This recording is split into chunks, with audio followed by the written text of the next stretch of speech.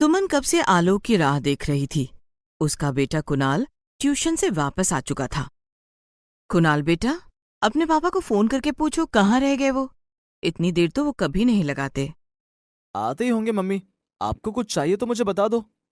नहीं बेटा, मुझे कुछ नहीं चाहिए। ये कहकर सुमन दरवाजे की तरफ देखने लगती है। आलोक को गए 2 घंटे हो गए थे।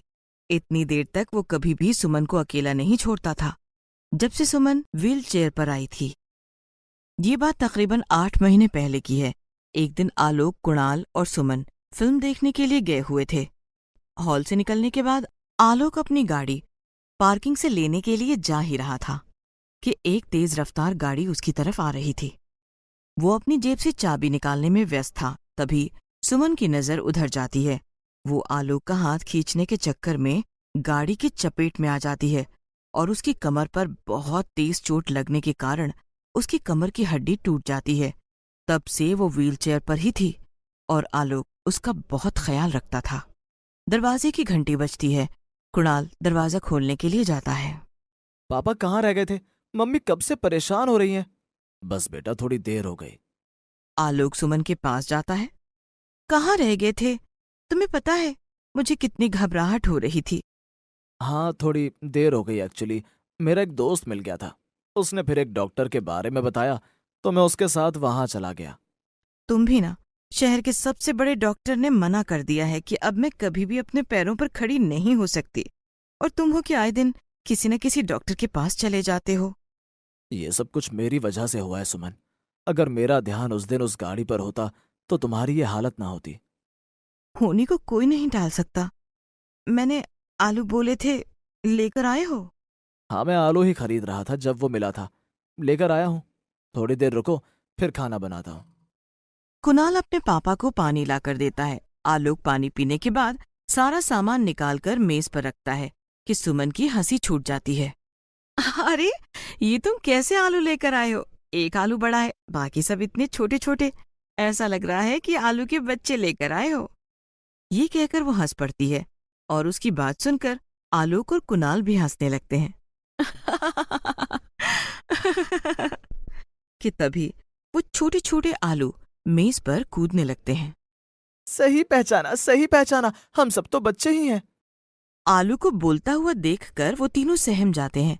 तभी वो बड़ा आलू बोलता है। लगता है मेरे बच्चों ने आप सबको डरा दिया। कितना भी मना करो, ये लोग शैतानी करने से बाज नहीं आते। असल में एक जादुई आलू हूँ और ये मेरे छोटे छोटे बच्चे हैं। "आह, जादुई आलू? आलू के बच्चे? हे भगवान, ये मैं क्या सुन रही हूँ? तुमने सुना आलोक? ये क्या कह रहे हैं? सुन भी रहा हूँ और देख भी रहा हूँ। वाह, कितना सुंदर घर है। अरे देखो देखो, उधर कितनी सारी मछलियां हैं। वहां पर रखे एक एक्वेरियम के पास में वो सब उछलते कूदते पहुंच जाते हैं और एक्वेरियम के बाहर से उन मछलियों को देखने लगते हैं। बाबा, देखो कितनी रंग बिरंगी मछलियां हैं। ये सुनहरे रंग वाली तो कितनी प्यारी लग रही है। सब लोग एक्वेरियम की तरफ देख रहे थे। मम्मी, पापा, ये सब क्या हो रहा है? क्या सब्जियां भी बोलती हैं? वो भी नाचती कूदती हैं? बेशक, हम लोग कोई आम सब्जी नहीं है। मैं जादुई आलू हूं और ये मेरे बच्चे हैं। सुमन, आलोक और कुणाल उन बच्चों को देख रहे थे। वो बच्चे जैसे ही मछली पर हाथ लगाने की कोशिश करते हैं, उससे एक सुंदर रंग निकल के पूरे कमरे में फैल जाता है। सारा कमरा रंग बिरंगी रोशनी से नहा रहा था। ये सब देखकर कुणाल खुश हो जाता है और वो भी आलू के बच्चों के साथ एक्वेरियम के पास पहुंच जाता है। ये तुम लोग कैसे कर रहे हो? मुझे भी करना है। हाँ हाँ, क्यों नहीं। तुम्हें जो भी मछली अच्छी लगती है उसके ऊपर हाथ रखो। कुणाल बाहर से ही उस मछली की तरफ उंगली करता है। वो आलू उसकी उंगली को पकड़ लेता है और तभी एक रोशनी कमरे में हो जाती है। अब तो कुणाल को बहुत मजा आ रहा था। वो भी उन आलू के बच्चों के साथ ये सब करने लगा। सुनो बच्चों, बहुत हो गया। अब इधर आ जाओ और यहाँ आकर बैठ जाओ।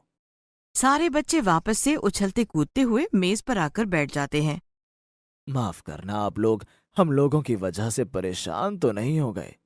नहीं नहीं, ऐसी कोई बात नहीं है। हम परेशान नहीं हैं, लेकिन हाँ, हमें अचंभा जरूर हो रहा है। हमने कभी नहीं सुना था कि सब्जियां भी जादुई होती हैं। ये सुनकर जादुई आलू मुस्कुरा देता है। क्या तुम सब मेरे कमरे में चलना पसंद करोगे? मेरे कमरे में बहुत अच्छे अच्छे खिलौने हैं, किताबें हैं और बहुत सारे रंग भी हैं। हम लोग सुंदर सुंदर चित्र बनाएंगे। आलू के बच्चे कुणाल के साथ उसके कमरे में चले जाते हैं। आलोक, प्लीज जल्दी से खाना बना लो, बहुत तेज भूख लगी है और फिर मुझे अपनी दवाई भी लेनी है। अरे हाँ सुमन, इन सब में मैं भूल ही गया। क्या तुम बीमार हो? नहीं, मैं बीमार नहीं हूँ, लेकिन मैं अपाहिज हूँ, चल फिर नहीं सकती।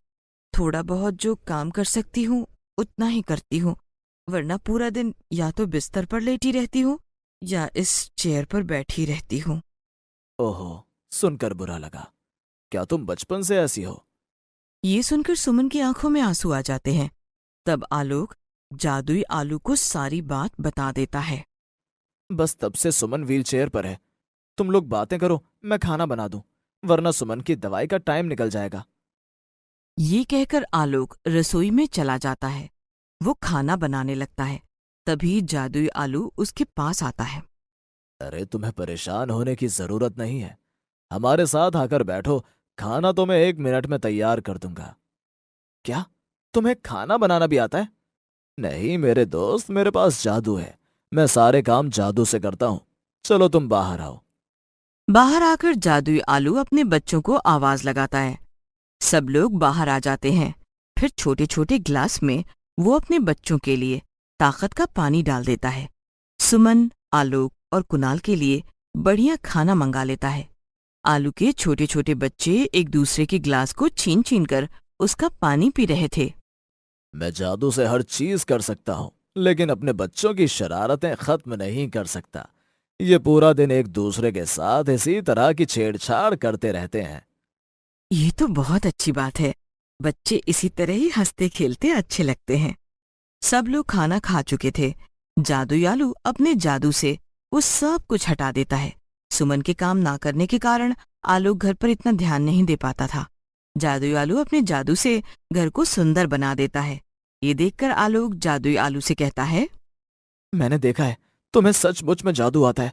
क्या तुम जादू से सुमन को ठीक कर सकते हो? मैं तो अभी बस यही करने वाला था कि तुम बोल पड़े। चिंता मत करो मेरे दोस्त, सुमन अभी अपने पैरों पर खड़ी भी होगी और चलेगी भी। जादुई आलू अपने दोनों हाथों को सुमन की कमर पर फेरने लगता है। उसमें से निकलती हुई सुनहरी रोशनी सुमन की कमर के अंदर जा रही थी और जैसे जैसे वो रोशनी अंदर जा रही थी, सुमन सीधी होकर बैठ गई और फिर एकदम से खड़ी हो गई और फिर इधर-उधर चलकर देखने लगी। आह, मैं ठीक हो गई हूँ आलोक। देखो, अ, कुणाल देखो, मैं ठीक हो गई हूँ। मैं ठीक हो गई हूँ। थैंक यू सो मच जादुई आलू। आलोक खुश होकर सुमन को गले लगा लेता है। कुणाल भी अपनी माँ के गले लगकर बहुत खुश होता है। बाबा बाबा देखो, ये कैसे रो रही है। भला कोई खड़ा होने पर भी रोता है? मेरे बच्चों, ये बहुत दिनों से खड़ी नहीं हुई थी। इनको कमर में चोट आई थी। आज जब ये खड़ी हुई हैं तो ये इसलिए खुश हैं और रो रही हैं। तुम अभी छोटे हो, जब बड़े हो जाओगे इन सब बातों को समझने लगोगे। बाबा आपने इनको जादू से ठीक कर दिया, तो हमें अपने जादू से बड़ा कर दो। ओ मेरे प्यारे बच्चों, ये जादू तुम लोगों पर इस तरह काम नहीं करेगा। तुम्हें अपने हिसाब से ही बड़ा होना होगा, और जब तुम बड़े हो जाओगे तो तुम खुद मेरी तरह जादुई आलू बन जाओगे। मैं वो शब्द कहाँ से लेकर आऊं जिससे मैं तुम्हारा धन्यवाद कर सकूं। भगवान ने लगता है तुम्हें मुझे ठीक करने के लिए ही यहाँ भेजा है। और तुम्हारे बच्चे सचमुच में बहुत प्यारे हैं। कितनी प्यारी बातें करते हैं। तभी आलोक के फोन पर एक फोन आता है और वो परेशान हो जाता है। क्या हुआ आलोक? तुम परेशान क्यों हो गए? किसका फोन था? कुछ नहीं, मेरे दोस्त का फोन था। उसे मैंने जॉब के लिए बोला था।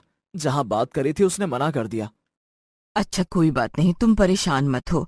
मैं अब ठीक हो गई हूं ना। तुम सब अपनी तरफ ध्यान दो और कहीं न कहीं तुम्हें जॉब जरूर मिल जाएगी। तुम अपना काम क्यों नहीं करते? अब तुमसे मैं क्या छुपाऊं? जब बुरा वक्त आता है तो हर तरफ से मार पड़ती है। मेरी जॉब चली गई, कितना पैसा इलाज में चला गया। बस थोड़े बहुत पैसे बचे हैं, वो भी कुणाल की फीस वगैरह के लिए। परेशान मत हो मेरे दोस्त, तुम्हारे पास जादुई आलू है ना? बाबा हमें भी जादू दिखाना है। हाँ हाँ, क्यों नहीं। आओ सब मेरे हाथ पकड़ो। तभी सारे बच्चे अपने बाबा का हाथ पकड़ लेते हैं और जादुई आलू आलोक को ढेर सारा पैसा देता है। अब तुम अपना काम शुरू करो। आलू के बच्चे ये सब देखकर बहुत खुश होते हैं और आलोक, सुमन और कुणाल भी। फिर जादुई आलू अपने बच्चों के साथ वहां से चला जाता है। आलोक काम शुरू करता है। जल्दी ही उसे अपने काम में बहुत तरक्की मिलती है, जिससे अब आलोक और उसका परिवार सभी खुश थे। वो हमेशा जादुई आलू और उसके प्यारे प्यारे बच्चों को याद करते थे।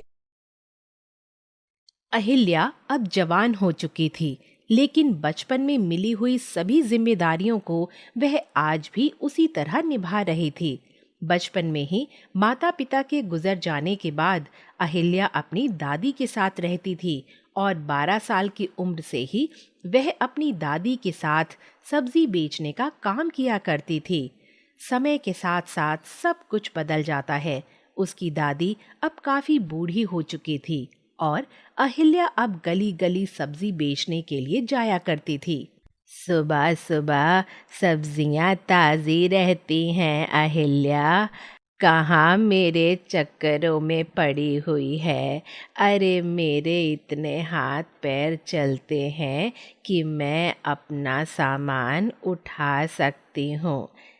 जा बेटा, जल्दी जा, काम को देर हो रही है। हाँ हाँ, बस करो दादी, मुझे पता है मेरे बाद घर में तुम कितने काम करती हो। चुपचाप यहीं बैठी रहती हो पूरा दिन।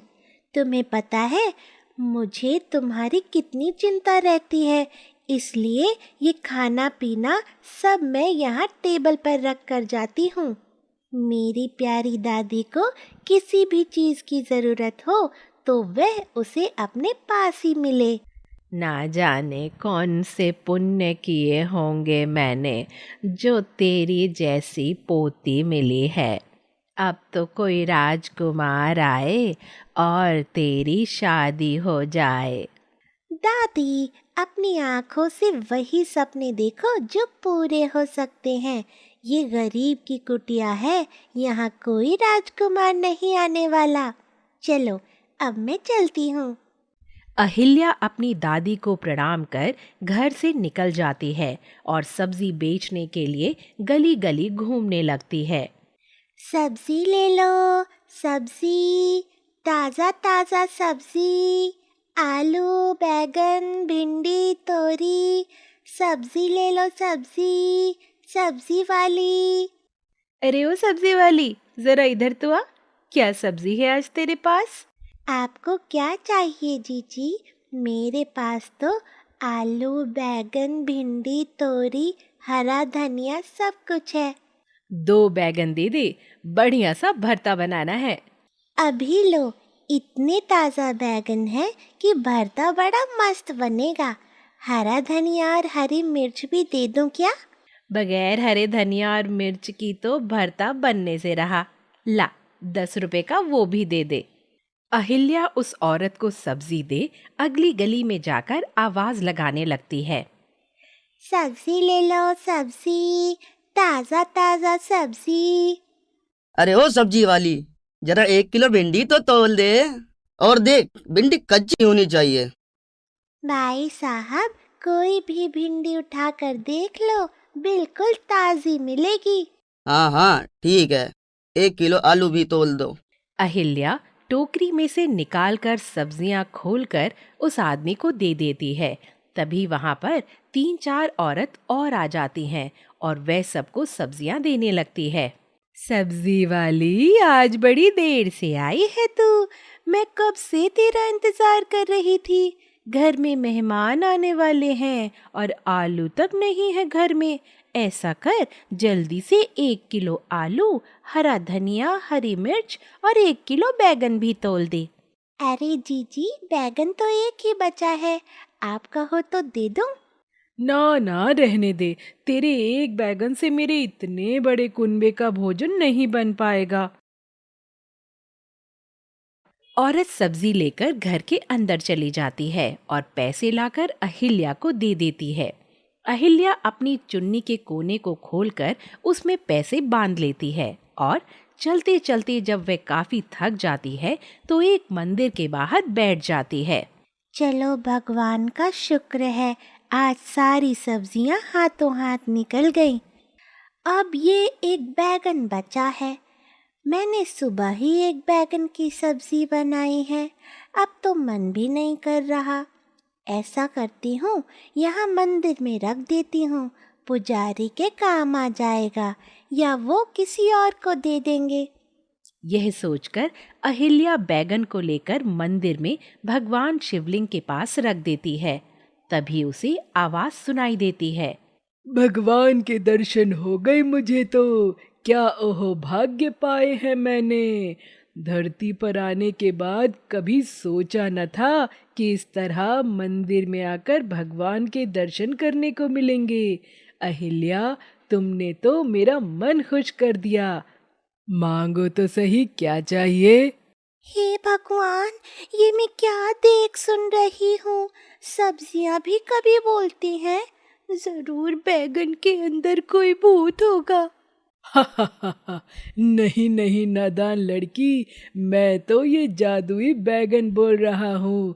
मैं एक जादुई बैगन हूँ और आज तुम्हारी वजह से मैं आज मंदिर में भगवान के दर्शन कर पाया हूँ। मैं सब काम कर सकता हूँ। मुझे उठा लो अहिल्या, अपने घर ले चलो। आज के बाद मैं तुम्हारे साथ रहूँगा। तुम्हें जिस भी चीज़ की ज़रूरत हो मुझे बताना। तभी अहिल्या देखती है कि एक बूढ़ी औरत मंदिर में आती है और भगवान के आगे हाथ जोड़कर रोने लगती है। कितना तिरस्कार करवाएगा भोलेनाथ, 2 दिन से भूखे घूम रही हूँ। जिसके दर पर जाती हूँ सब मुझे लताड़ देते हैं। तूने मुझे इस धरती पर भेजा है, तू ही मेरे जलपान का प्रबंध कर, वरना तो मैं तेरी चौखट पर अपना सर पटक पटक कर मर जाऊंगी।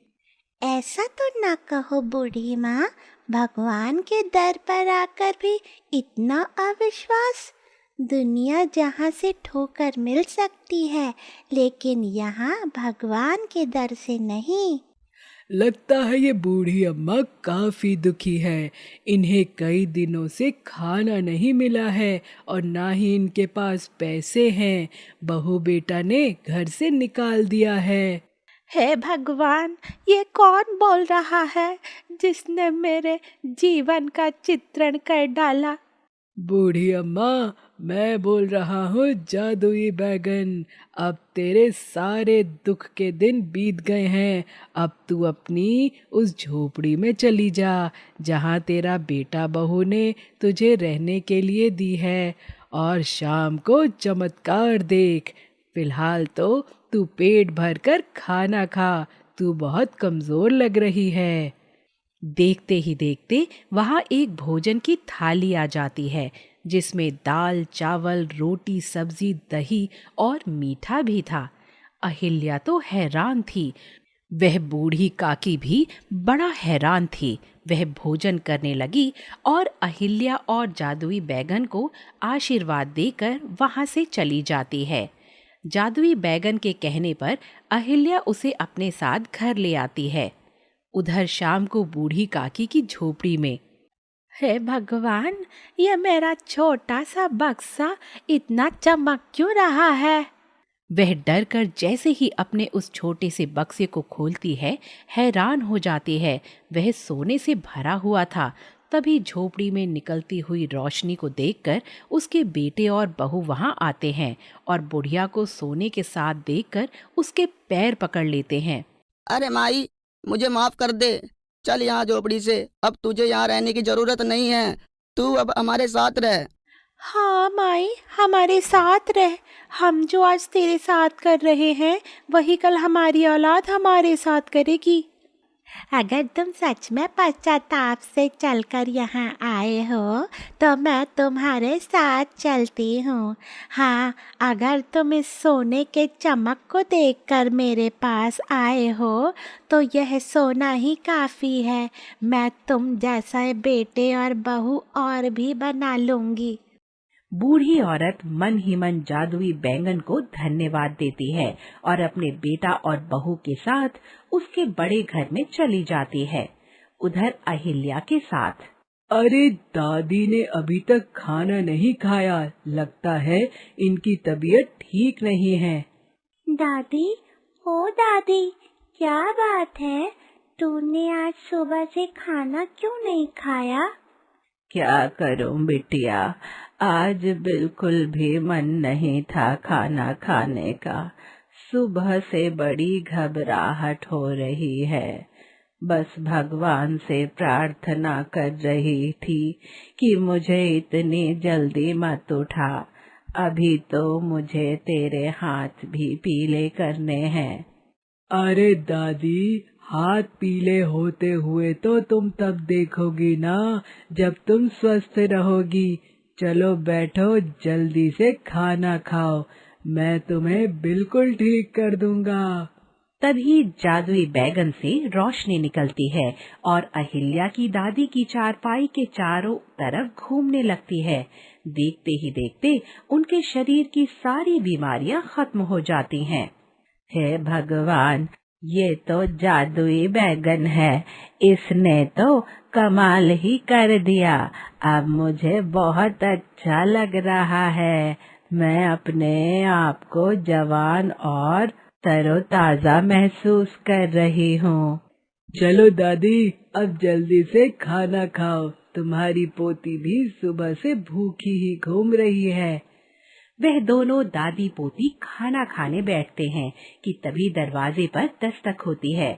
इस समय हमारे घर कौन आया होगा? दरवाजा खोलूंगी तो पता चलेगा ना दादी। तुम बैठो, मैं देखती हूँ। अहिल्या दरवाजा खोलती है तो देखती है सामने एक बड़ा ही सुंदर सजीला नौजवान खड़ा हुआ था। मेरा नाम प्रकाश है, क्या मुझे पीने के लिए पानी मिल जाएगा? आ जाओ प्रकाश, आ जाओ, मैं तुम्हारा ही इंतजार कर रहा था। अरे तुमने तो मेरी बात का बुरा ही मान लिया था। तुम्हें पता है मैं तुम्हें कहाँ कहाँ ढूंढ रहा था, और एक तुम हो जो यहाँ बैठे हो। जादुई बैगन और प्रकाश को बातें करता हुआ देखकर अहिल्या और उसकी दादी हैरानी से दोनों की तरफ देख रही थीं कि तभी प्रकाश दौड़ कर आता है और बैगन को उठाकर गले से लगा लेता है।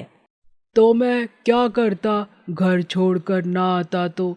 तुमने उस दिन कहा कि अगर तुम कोई मेरे लिए लड़की ढूंढ सकते हो तो ढूंढो, तो मैंने तुम्हारे लिए एक अच्छी और सच्ची और सुलझी हुई लड़की देख ली है। अरे तुम दोनों तो लगता है एक दूसरे को जानते हो। आपस में क्या खिचड़ी पका रहे हो, जरा हमें भी तो बताओ। ये प्रकाश है, मैं इसी के पास ही रहता हूँ। हम बहुत पुराने दोस्त हैं। प्रकाश के माता पिता चाहते हैं कि उसकी शादी एक बड़ी ही समझदार लड़की के साथ हो जाए, लेकिन वे ऐसी लड़की ढूंढ नहीं पा रहे थे। मैंने प्रकाश से कहा, तुम अपने लिए खुद एक लड़की ढूंढ लो। तब इसने गुस्से में कहा कि अगर तुम्हें ढूंढनी है तो ढूंढ लो। फिर मैं गुस्से में वहाँ से गायब हो गया और अहिल्या के पास आ गया। अहिल्या एक बहुत ही प्यारी लड़की है और प्रकाश, मैंने तुम्हारे लिए अहिल्या को पसंद किया है। ये सुनकर अहिल्या शर्मा जाती है। प्रकाश अहिल्या को ध्यान से देखता है तो वह अहिल्या को अपना दिल दे बैठता है। दादी माँ, अगर आपकी इजाजत हो तो क्या मैं अपने माता पिता को यहाँ बुला सकता हूँ? वह दोनों आपसे मेरी शादी की बात कर लेंगे। मेरी अहिल्या की तो किस्मत जाग गई। हाँ हाँ बेटा, क्यों नहीं, मैं भी अपनी पोती का विवाह करना चाहती हूँ।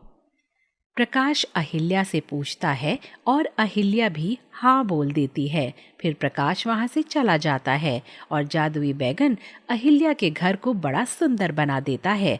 उसके पास सुंदर सुंदर कपड़े रख देता है। अब तो तुम भी राजकुमारी दिखाई दे रही हो अहिल्या।